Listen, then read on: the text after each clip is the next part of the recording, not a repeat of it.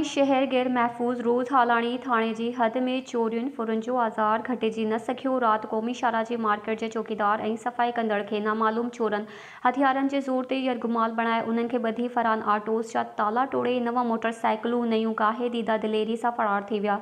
चौकीदार ऐं सफ़ाई कंदड़ खे पुलिस लाकअप करे छॾियो। चौकीदार जे चवण मुताबिक़ त 9 हथियारबंद हुआ। शेरिन जो नवीद रिंद, अनवर रिंद, भूरल रिंद ऐं ॿियनि जो बदअमनी ख़िलाफ़ एहतजाज मुज़ाहिरो कंदे चयो त हालाणी पुलिस अमन अमा क़ाइमु कराइण में मुकमल तौर नाकाम थी चुकी आहे।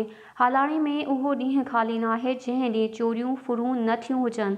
हुननि IG सिंध SSP नौशर फिरोज़ खां अपील कई आहे त चोरियूं ऐं फुरूं बंदि करायूं वञनि। मज़ीद खबरों और तफसीलात के लिए विजिट करें हमारी वेबसाइट www.awamiNewsHD.com।